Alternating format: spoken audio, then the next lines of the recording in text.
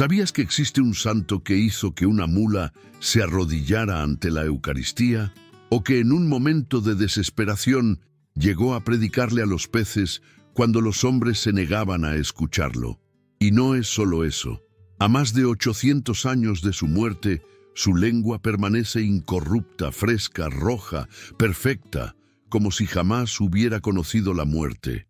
Un milagro que la ciencia no puede explicar hasta hoy.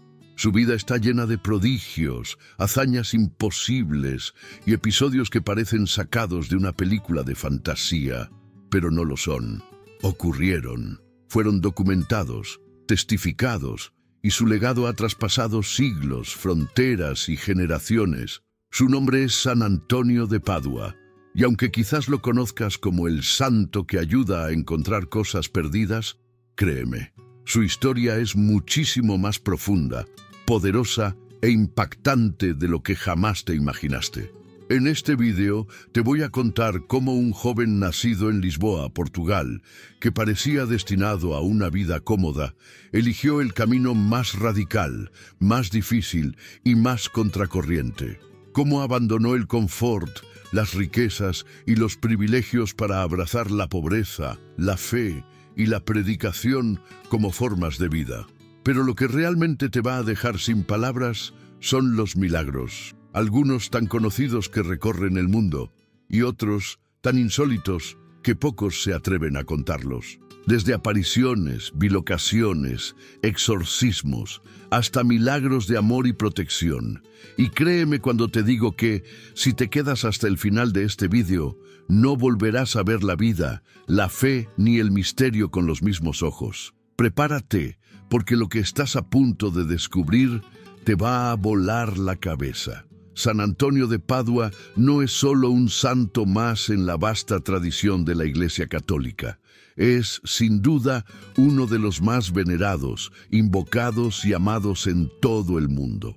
Su imagen está en millones de hogares, iglesias y altares, y su nombre es invocado diariamente por personas que buscan algo que han perdido, ya sea un objeto o incluso el amor. Pero, ¿quién fue realmente este hombre? ¿Qué lo hace tan especial, tan diferente de cualquier otro santo? Nació bajo el nombre de Fernando de Bulloes, en Lisboa, Portugal, en el año 1195. Su vida, aunque breve, vivió solo 36 años, fue tan intensa, tan llena de entrega, sabiduría y milagros, que dejó una huella imborrable en la historia de la humanidad. Si hoy es conocido como el patrono de las cosas perdidas o como el santo casamentero, no es por casualidad.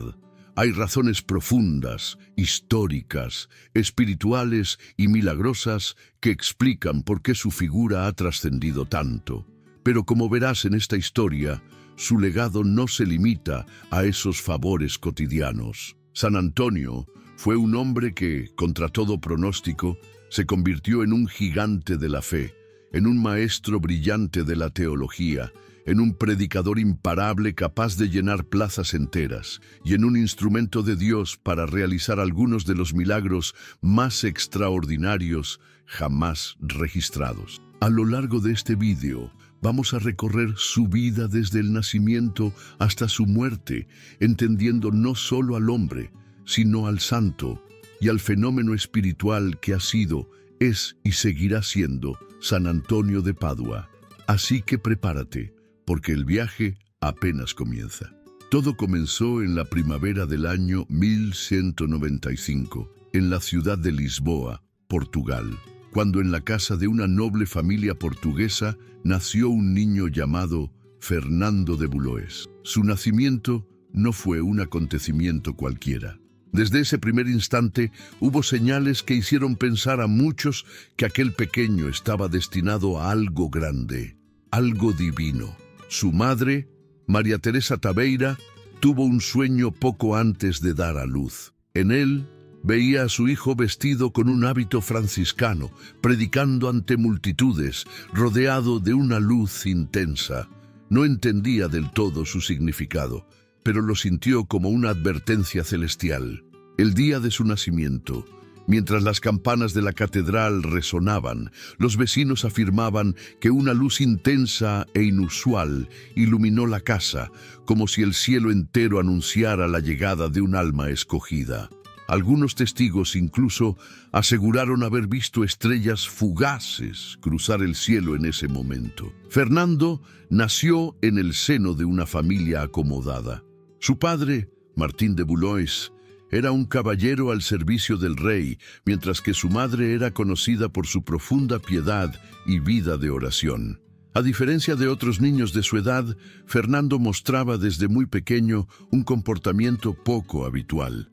Mientras los demás corrían por las calles, jugaban o se entretenían en los mercados, él prefería pasar largas horas en la Catedral de Lisboa, contemplando las imágenes sagradas, escuchando misa y rezando con una devoción que asombraba a todos. Los sacerdotes pronto se dieron cuenta de que aquel niño no era como los demás. Su capacidad para aprender, su memoria y sobre todo su sed espiritual no tenían comparación. A los 5 años ya asistía regularmente a la escuela catedralicia, donde superaba ampliamente a sus compañeros, no solo en conocimiento, sino en humildad y generosidad. Muchos relatos cuentan que incluso siendo niño, cuando alguien en el vecindario sufría, Fernando era el primero en acudir, llevando consuelo, oraciones y, cuando podía, ayuda material. Su caridad no era solo espiritual, era concreta, real.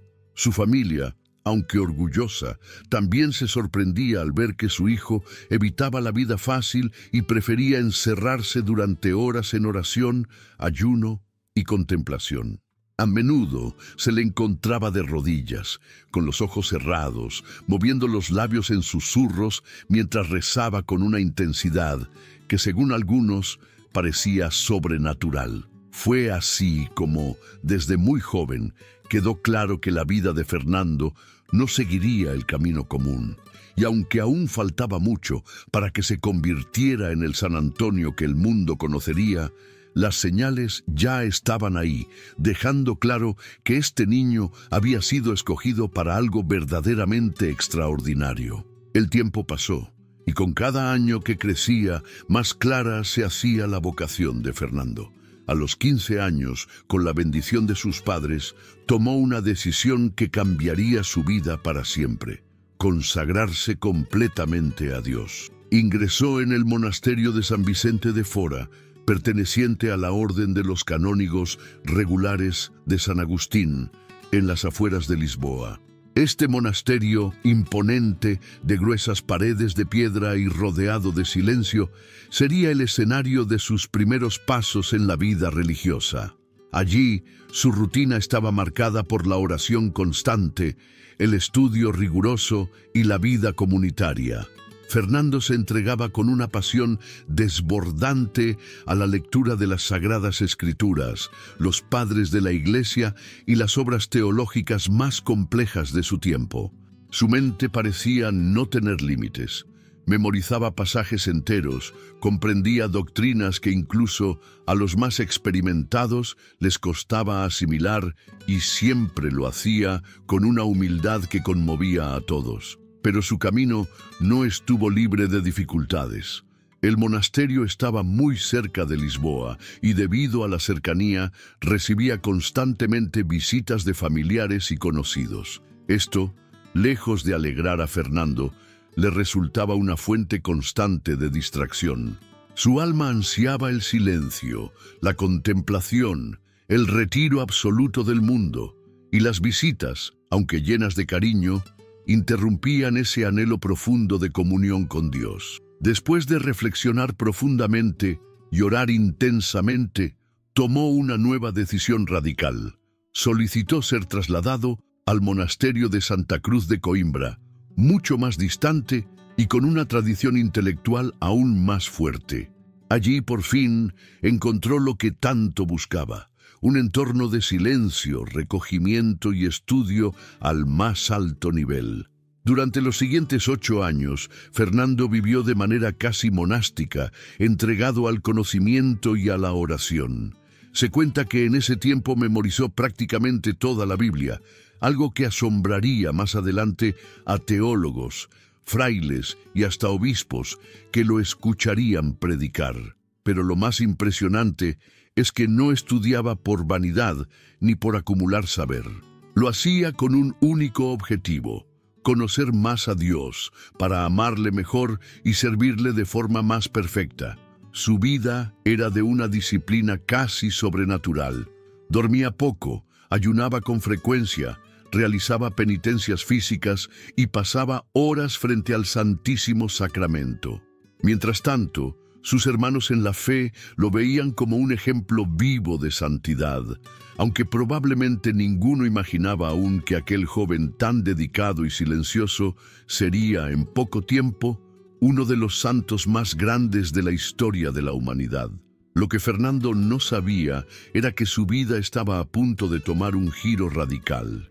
Un acontecimiento inesperado le revelaría que Dios tenía planes muy distintos para él. Fue en el año 1220, cuando la vida de Fernando, hasta entonces marcada por el silencio, el estudio y la contemplación, dio un giro que ni él mismo imaginaba. Todo comenzó con un acontecimiento que sacudió profundamente no solo su corazón, sino también toda la comunidad cristiana de la época. A Coimbra llegaron los cuerpos de 5 frailes franciscanos, asesinados brutalmente en Marruecos mientras predicaban el Evangelio a los musulmanes. Estos hombres habían dejado todo por amor a Cristo, y su recompensa había sido el martirio. Fernando asistió a los funerales, observó en silencio aquellos cuerpos lacerados, testigos vivos, o mejor dicho, muertos, de la fe llevada hasta sus últimas consecuencias. En ese instante, algo cambió en su interior. Una llama nueva se encendió en su alma. Ya no podía conformarse con la vida contemplativa, encerrado entre muros, estudiando libros. Sentía el llamado ardiente a dar su vida por Cristo si era necesario, hasta el derramamiento de sangre. Las historias sobre San Francisco de Asís y sus primeros seguidores le resonaban con una fuerza tremenda. La pobreza radical, la alegría en medio de las privaciones, el amor a todas las criaturas, la predicación itinerante, el testimonio puro del Evangelio, todo aquello tocó su corazón como un relámpago. Después de días de oración intensa, tomó una decisión que sorprendió a sus superiores. Pidió abandonar la Orden de San Agustín para ingresar en la recién fundada Orden de los Frailes Menores, los franciscanos. La resistencia fue inmediata.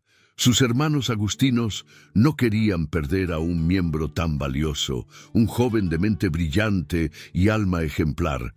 Pero Fernando estaba decidido. Sabía con total certeza que Dios lo llamaba a algo más. Finalmente, en la primavera de 1220, vistió el humilde y áspero sayal franciscano, dejando atrás para siempre los hábitos cómodos y las estructuras de la vida agustiniana. Y con este cambio de vida también cambió su nombre.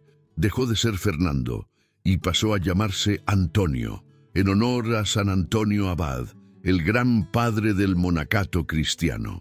No tardó mucho en manifestar su deseo más profundo: ir como misionero a Marruecos, siguiendo los pasos de aquellos mártires que tanto lo habían inspirado. Quería predicar el Evangelio en tierras musulmanas y, si Dios lo permitía, sellar su vida con el martirio. Pero los planes divinos no siempre son los que imaginamos. Apenas desembarcado en Marruecos, Antonio cayó gravemente enfermo. Su cuerpo, debilitado por las penitencias y las duras condiciones, no soportó el clima africano. Los superiores, preocupados por su salud, decidieron enviarlo de regreso a Portugal. Sin embargo, durante el viaje de regreso, una tormenta desvió su barco hacia Sicilia, Italia. Lo que parecía un accidente marítimo, en realidad era el primer paso de un plan mucho más grande que Dios tenía preparado para él. Llegar a Italia no estaba en sus planes, pero para Dios no hay accidentes. Después de recuperarse de su enfermedad, Antonio fue acogido en un pequeño eremitorio franciscano en la región de Emilia-Romagna, al norte de Italia. Allí vivía una vida sencilla, realizando las tareas más humildes. Barría, cocinaba, recogía leña, cuidaba el huerto. A pesar de su vasta formación intelectual, Antonio decidió ocultar sus conocimientos. Se dedicaba al silencio, a la oración y a las labores manuales, mientras los demás frailes lo conocían simplemente como un hermano más, piadoso y servicial. Nadie sospechaba que aquel hombre poseía una de las mentes más brillantes de su tiempo. Pero todo cambió en la primavera de 1222, en la ciudad italiana de Forlì. Se estaba celebrando una ordenación sacerdotal conjunta entre frailes franciscanos y dominicos. Como era costumbre, después de la ceremonia debía haber una predicación. Sin embargo, sucedió lo inesperado. Ninguno de los sacerdotes presentes estaba preparado para predicar. Nadie se animaba. El superior franciscano, en un acto casi desesperado, miró al humilde hermano Antonio y le dijo: «Hermano Antonio, por obediencia, te pido que dirijas unas palabras a esta asamblea». Antonio, con la humildad que lo caracterizaba, intentó resistirse. Pero la obediencia en la vida franciscana es sagrada. Se retiró por unos instantes, hizo una breve oración y se dirigió al púlpito. Lo que ocurrió a continuación fue simplemente sobrenatural. Al principio su voz era suave, pausada, sencilla, pero a medida que avanzaba, sus palabras comenzaron a fluir con una elocuencia, profundidad y poder que dejó a todos boquiabiertos. Citando las escrituras de memoria con una precisión asombrosa, las interpretaba con tal claridad y belleza que hasta los teólogos más experimentados asentían en silencio, algunos incluso con lágrimas en los ojos. Su discurso no era solo académico, era fuego espiritual que encendía los corazones. La noticia de aquel sermón se esparció como un rayo por toda la región. No tardó en llegar a oídos del mismísimo San Francisco de Asís, quien hasta entonces desconfiaba un poco de los frailes con demasiada formación intelectual, temiendo que perdieran el espíritu de humildad y sencillez. Sin embargo, al saber lo ocurrido, Francisco escribió personalmente a Antonio, dándole permiso para enseñar teología a los frailes, pero con una condición muy clara: que tu estudio nunca apague el espíritu de oración y devoción que exige nuestra regla. A partir de ese momento, Antonio fue nombrado primer lector oficial de teología de la Orden Franciscana, marcando el inicio de una tradición intelectual que sería clave para el desarrollo de la Orden en los siglos siguientes. Pero su verdadero llamado no estaba en las aulas, sino en las plazas, los campos, las calles, en llevar la palabra de Dios a quienes más lo necesitaban. Lo que estaba por venir era mucho más grande. Era el nacimiento de uno de los predicadores más grandes que el mundo haya conocido. A partir de ese momento, la vida de Antonio cambió para siempre. Ya no era solo un fraile más en un rincón de Italia. Su don de la palabra se convirtió en un verdadero imán que atraía multitudes, y no solo a fieles, también a curiosos, incrédulos, pecadores, comerciantes, nobles y campesinos. Su fama se extendía como fuego en un bosque seco. Cuando llegaba a una ciudad, las iglesias quedaban pequeñas. Literalmente no cabía la gente. Por eso, muchas veces debía predicar al aire libre, en plazas, campos, puentes o a orillas de los ríos. Se calcula que en algunos de sus sermones asistían hasta 30.000 personas. Algo completamente extraordinario para la época. Imagínalo, una plaza abarrotada, el silencio absoluto mientras un solo hombre, con voz firme y apasionada, hablaba durante horas y horas sin que nadie se moviera. ¿Y qué tenía su predicación que era tan poderosa? No era solo la elocuencia, ni la memoria prodigiosa con la que citaba pasajes enteros de la Biblia y los padres de la Iglesia. Era la unción, era la fuerza espiritual que atravesaba los corazones. Se dice que incluso personas que no entendían su idioma quedaban profundamente conmovidas, llorando, sintiendo que algo sobrenatural tocaba sus almas. No importaba si eran ricos o pobres, sabios o ignorantes. Su palabra llegaba a todos, y los efectos eran inmediatos. Enemistades de años se reconciliaban, usureros devolvían lo que habían robado, ladrones abandonaban sus crímenes, matrimonios rotos volvían a unirse, y cientos, miles regresaban a la fe. Pero su predicación no era solo palabras. La acompañaban constantemente signos, milagros, sanaciones, profecías y conversiones imposibles de explicar desde la razón. A veces se le escuchaba hablar de cosas que aún no habían sucedido, y luego ocurrían tal como las había anunciado. En muchas ciudades del norte de Italia y el sur de Francia, su llegada representaba una verdadera revolución espiritual. La gente decía que era como si un pedazo del cielo descendiera sobre la tierra mientras Antonio hablaba. No había descanso para él. Viajaba de pueblo en pueblo, casi siempre a pie, con su humilde hábito franciscano, una Biblia desgastada bajo el brazo y un corazón encendido por el fuego del amor divino. A pesar de la fama creciente, Antonio jamás permitió que el orgullo tocara su alma. Siempre repetía: «No soy yo quien habla, es Dios quien habla a través de mí». Pero si su predicación ya era considerada milagrosa, lo que estaba a punto de ocurrir en los próximos episodios de su vida superaría cualquier límite humano. Los milagros más asombrosos estaban por llegar. Entre todos los milagros realizados por San Antonio, hay dos que sobresalen no solo por su espectacularidad, sino también por la fuerza del mensaje que transmiten: el milagro de la mula y la predicación a los peces. El milagro de la mula ocurrió en la ciudad de Rímini, un lugar dominado en aquella época por los cátaros, herejes que negaban, entre otras cosas, la presencia real de Jesucristo en la Eucaristía. Antonio, con su fervor habitual, predicaba día tras día, tratando de convencer a estos grupos, pero encontraba una resistencia feroz. Uno de los líderes herejes, llamado Bombillo, se burlaba constantemente de él y le decía: «Si tú dices que en esa hostia está Dios, demuéstramelo». Antonio, iluminado por el Espíritu, no rehuyó el desafío y propuso una prueba pública. «Trae tu mula, déjala sin comer durante 3 días, y el tercer día tráela a la plaza. Allí pondremos, por un lado, un montón de heno fresco, y por el otro el Santísimo Sacramento. Si la mula elige arrodillarse ante la Eucaristía en lugar de comer, entonces reconocerás que Cristo está verdaderamente presente».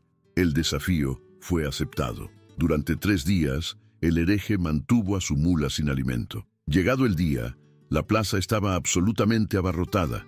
Había creyentes, incrédulos, curiosos, nobles, campesinos, todos expectantes. En medio del silencio, Antonio elevó la custodia con el Santísimo y con voz firme dijo: «Criatura de Dios, acércate y rinde homenaje a tu Creador, al que yo, aunque indigno, sostengo en mis manos». La mula, que hasta ese momento miraba el heno, se giró, caminó lentamente hacia el Santísimo y ante los ojos atónitos de la multitud, se arrodilló, doblando las patas delanteras en gesto de profunda adoración.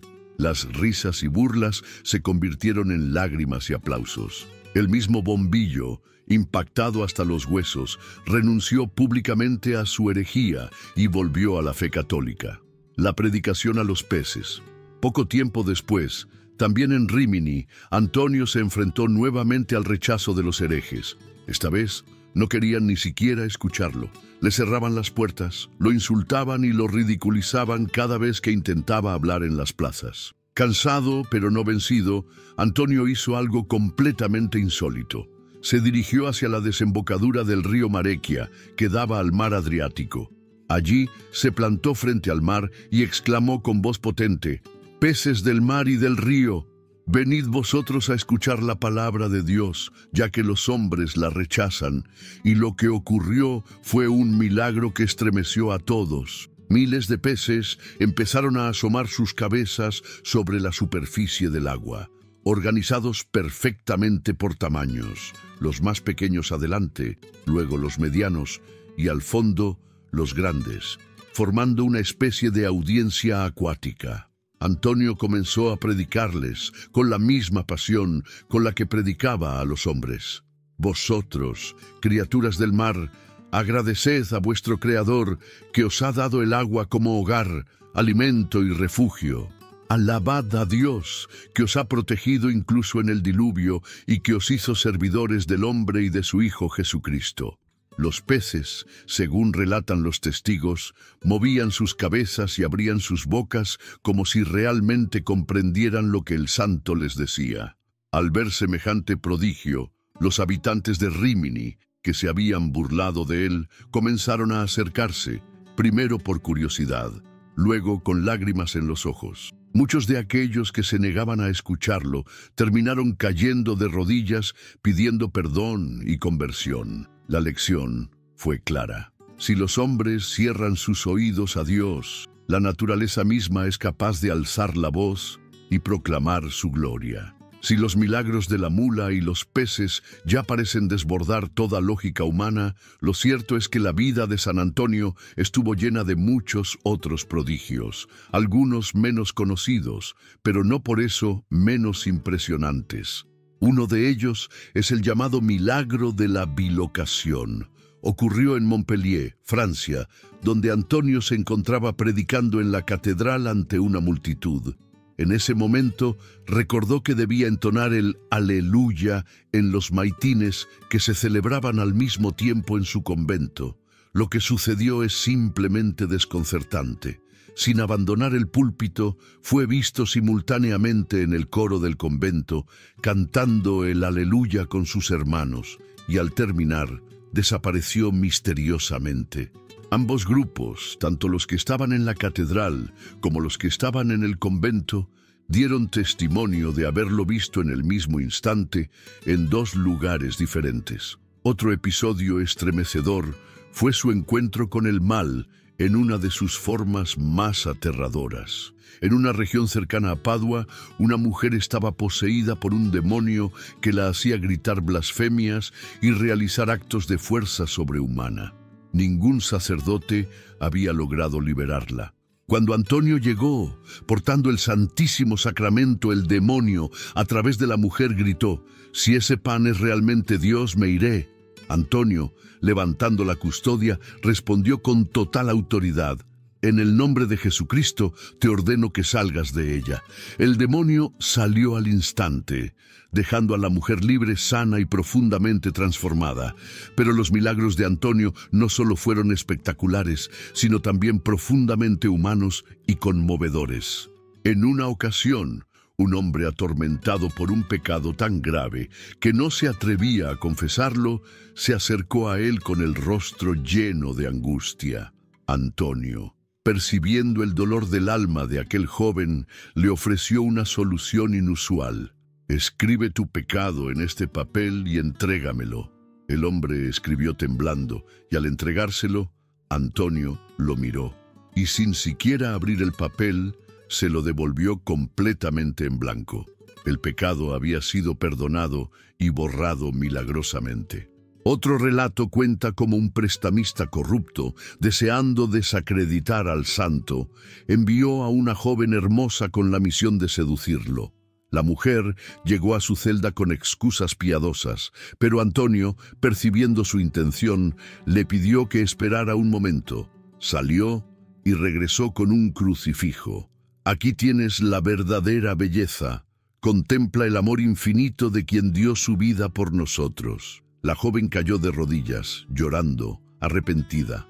No solo abandonó su misión, sino que cambió su vida radicalmente, y el propio prestamista, al enterarse de lo ocurrido, se convirtió, devolviendo todo lo que había robado. Estos milagros nos muestran que el poder de Antonio no solo era capaz de dominar los elementos o de enfrentar a las fuerzas del mal. Era un poder que transformaba almas, que convertía el pecado en gracia y la oscuridad en luz. Y lo más sorprendente es que aún no hemos llegado al milagro más impresionante de todos. Entre todos los milagros que rodean la figura de San Antonio, hay uno que trasciende los límites del tiempo, la ciencia y la razón, el milagro de su lengua incorrupta. Este prodigio no ocurrió durante su vida, sino 32 años después de su muerte, en el año 1263, cuando se llevó a cabo la exhumación de sus restos para trasladarlos a la nueva basílica construida en su honor en Padua. Allí estaba presente nada más y nada menos que San Buenaventura, quien en ese momento era ministro general de la Orden Franciscana. Cuando abrieron el sepulcro, lo que encontraron era lo que cabría esperar tras más de 3 décadas. El cuerpo estaba reducido prácticamente a polvo, pero algo desafió toda lógica. Su lengua, el órgano con el que había predicado incansablemente la palabra de Dios, estaba perfectamente conservada, roja, fresca, húmeda, como si perteneciera a un cuerpo vivo. San Buenaventura, profundamente conmovido, tomó la lengua entre sus manos y exclamó: «Oh lengua bendita, que siempre alabaste al Señor y enseñaste a los demás a alabarlo. Ahora queda claro cuán grandes fueron tus méritos ante Dios». La noticia se propagó inmediatamente. Y no solo eso, sino que con el paso de los siglos, la lengua de San Antonio ha sido examinada por numerosos científicos, médicos y anatomistas, quienes una y otra vez concluyen lo mismo. No existe explicación natural para su estado de conservación.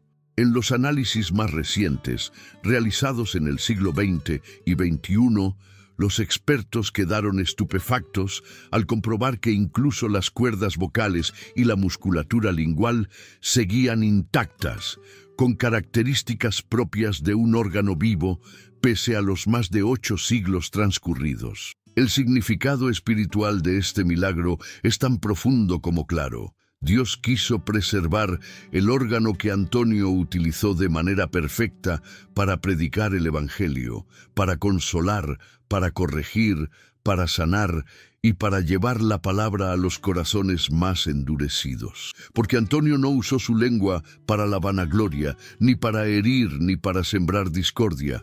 Usó cada palabra para amar, para edificar, para guiar a los demás hacia Dios. Y en recompensa, el cielo decidió que su lengua no conocería jamás la corrupción de la muerte. Hoy en día, miles de peregrinos de todo el mundo visitan la Basílica de San Antonio en Padua, donde se conserva su lengua en un relicario de cristal y oro.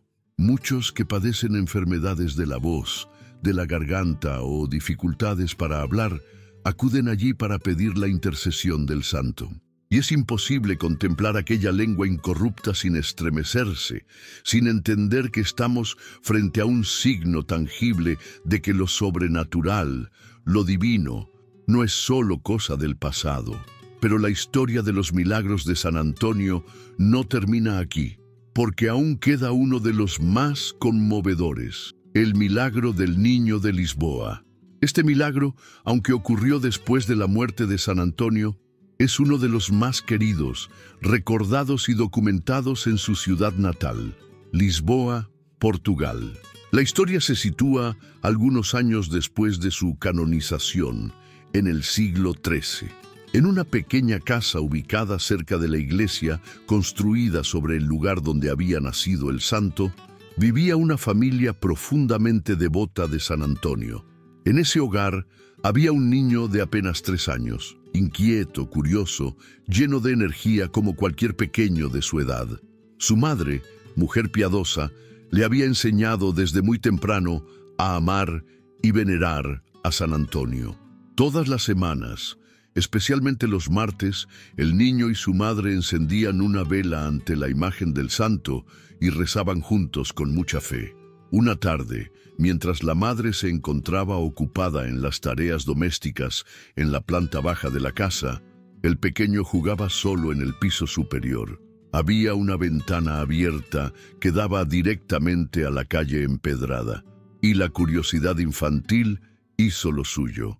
El niño, tratando de mirar lo que sucedía afuera, se subió al alféizar de la ventana, pero perdió el equilibrio. Su pequeño cuerpo se precipitó al vacío desde una altura considerable. La madre, Justo en ese momento estaba entrando por la puerta de la calle. Levantó la mirada y, horrorizada, vio a su hijo caer. Entre el terror y la impotencia, solo atinó a gritar con toda la fuerza de su alma: «San Antonio, salva a mi hijo». Y lo que sucedió desafió toda lógica humana. Varios testigos presenciales aseguraron haber visto cómo, en el instante de la caída, una figura con hábito franciscano apareció en el aire. Aquella figura extendió los brazos, tomó al niño en pleno descenso, lo sostuvo con ternura y lo depositó suavemente en el suelo, completamente ileso, sin un solo rasguño. La madre corrió, lo abrazó entre lágrimas y entre sollozos le preguntó: «¿Estás bien? ¿Qué pasó?». Y el niño, con una sonrisa inocente, respondió con total naturalidad: «El fraile de la imagen me agarró, me abrazó y me bajó». El milagro corrió como pólvora por toda Lisboa. Las autoridades eclesiásticas realizaron una investigación formal, recogieron declaraciones juradas de testigos y documentaron cuidadosamente el prodigio. Como muestra de agradecimiento eterno, la familia donó una lámpara de plata que hasta el día de hoy permanece encendida de forma perpetua frente a la imagen de San Antonio en la iglesia construida sobre su casa natal.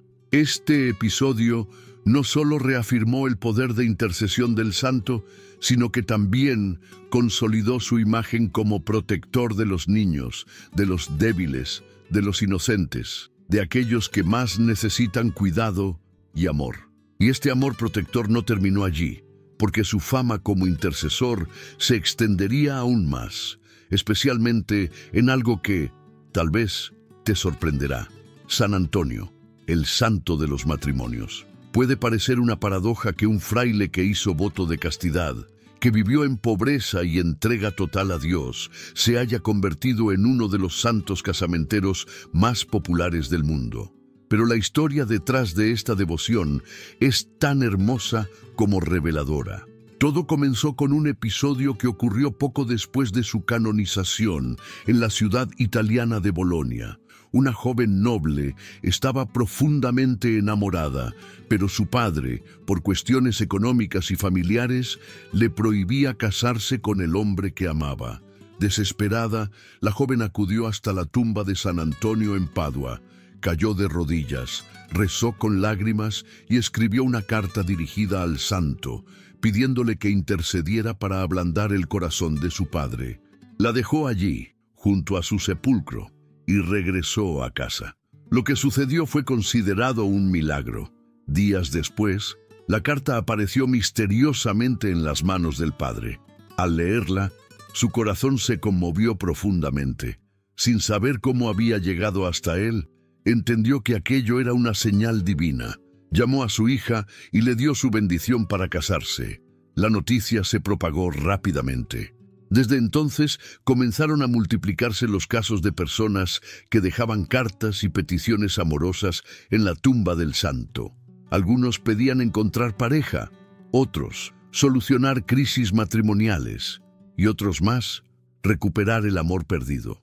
Pero esta no es la única raíz de su fama como patrono de los matrimonios. Durante su vida, Antonio fue un fuerte defensor de la dignidad de las mujeres y de los pobres. En aquella época, muchas jóvenes no podían casarse porque no tenían dote, un requisito indispensable para formar un matrimonio. Antonio, profundamente conmovido por esa injusticia, comenzó a predicar contra los usureros y logró que muchos de ellos, tocados por sus palabras, devolvieran lo que habían robado y donaran fondos para que estas jóvenes pudieran casarse dignamente. Este gesto de amor y justicia social quedó grabado en la memoria colectiva y fue parte fundamental de cómo Antonio se convirtió en un aliado de quienes buscaban formar una familia. Con el tiempo surgieron numerosas tradiciones populares. En muchos lugares, la gente coloca la imagen de San Antonio boca abajo o secuestran al niño Jesús que suele tener en brazos como una especie de chantaje piadoso para que el santo conceda el favor amoroso lo antes posible. Aunque la Iglesia invita a vivir estas tradiciones con fe auténtica, evitando supersticiones, entiende que son expresiones del cariño y la confianza filial que millones de personas tienen en este santo tan cercano y tan milagroso. Y quizás su éxito en este campo se debe a que Antonio, desde el cielo, comprende mejor que nadie la importancia del amor verdadero, el amor que construye, que une, que salva, el amor que refleja de alguna manera el amor infinito de Dios. Y así, mientras su fama de intercesor crecía, su vida terrenal se acercaba rápidamente a su final. Un final que, como no podía ser de otra manera, también estuvo lleno de luz y de milagros. La vida de San Antonio fue intensa, apasionada, entregada por completo a la misión de predicar, consolar, enseñar y sanar. Sin embargo, tanta entrega tuvo un costo físico. Las largas jornadas de predicación, los constantes viajes a pie, las penitencias y ayunos minaron rápidamente su salud.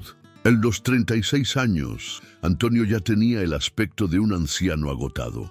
Su cuerpo estaba debilitado por una enfermedad llamada hidropesía, que provocaba acumulación de líquidos y le generaba dolores constantes, inflamación y una sensación de agotamiento perpetuo. A pesar de ello, nunca dejó de predicar ni de atender a los que acudían a él en busca de ayuda espiritual.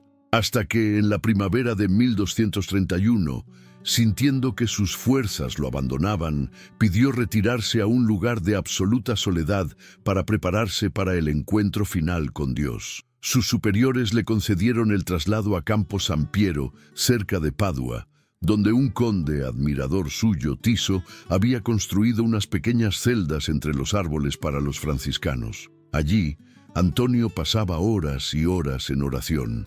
Se cuenta que una noche, mientras el conde paseaba cerca de su celda, vio salir de ella una luz intensa, sobrenatural. Movido por la curiosidad, se acercó sigilosamente y quedó estupefacto al presenciar una escena celestial. El niño Jesús estaba en brazos de San Antonio, acariciando su rostro, mientras una luz dorada los envolvía a ambos. Pocos días después, su estado empeoró rápidamente. Sabiendo que su muerte estaba cerca, pidió ser llevado de regreso a Padua, ciudad que tanto amaba y donde deseaba morir. Sin embargo, no logró llegar.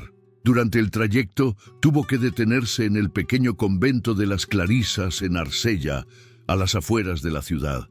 Allí, recostado en un humilde jergón, recibió los últimos sacramentos. Su rostro, marcado por el sufrimiento físico, comenzó a iluminarse con una paz indescriptible. A los frailes que lo rodeaban les dijo con una sonrisa en los labios: «Veo a mi Señor». A continuación, entonó su himno favorito dedicado a la Virgen María, «Oh gloriosa Domina», y mientras su voz se iba apagando, entregó su alma a Dios. Era el atardecer del 13 de junio de 1231. Cuando la noticia de su muerte se propagó, las campanas de todas las iglesias de Padua comenzaron a doblar solas, sin que nadie las tocara. Los niños corrían por las calles gritando: «¡Ha muerto el santo! ¡Ha muerto el padre Antonio!». La multitud se congregó masivamente en Arsella, queriendo ver por última vez su rostro, tocar su hábito, llevarse alguna reliquia. Temiendo disturbios, las autoridades adelantaron el funeral. El cortejo fúnebre fue una auténtica procesión gloriosa, con antorchas, cánticos y oraciones. Se cuenta que muchos enfermos tocaban su féretro y quedaban instantáneamente sanados. Los milagros, junto a su sepulcro, se multiplicaron de forma tan evidente que, apenas 11 meses después de su muerte, el Papa Gregorio IX lo proclamó santo. Fue una de las canonizaciones más rápidas de la historia de la Iglesia, y con ello, el humilde fraile que había predicado con pasión se convirtió en uno de los santos más queridos, venerados y milagrosos de todos los tiempos. La historia de San Antonio de Padua no es solo un relato de milagros, ni simplemente una biografía de un hombre santo. Es sobre todo una invitación a creer que lo imposible es posible, a entender que la fe, cuando es vivida con amor, humildad y entrega, es capaz de mover montañas, sanar corazones, reconciliar enemigos, transformar vidas y hasta hacer que una mula se arrodille o que los peces escuchen una predicación. San Antonio no fue un superhéroe, ni un mago, ni un personaje de ficción. Fue un hombre de carne y hueso, con sueños, con miedos, con debilidades, pero que, al poner su vida completamente en manos de Dios, se convirtió en un instrumento perfecto del amor divino. Y su historia sigue viva, porque sus milagros no son cosa del pasado. Millones de personas, aún hoy, en todo el mundo, dan testimonio de favores recibidos por su intercesión, sanaciones, reconciliaciones, encuentros amorosos, trabajos encontrados, objetos perdidos y, sobre todo, fe recuperada. Quizás tú que estás viendo este video alguna vez hayas encendido una vela a San Antonio, hayas rezado pidiendo ayuda, o tal vez hoy, al conocer su vida, sientas que es el momento de hacerlo por primera vez. Si alguna vez te ayudó, si alguna vez sentiste su mano en tu vida, cuéntalo en los comentarios. Miles de personas pueden inspirarse con tu historia. Y si este video tocó tu corazón, si aprendiste algo nuevo o si simplemente sientes que el mundo necesita escuchar esta historia, no te quedes con ella. Compártela.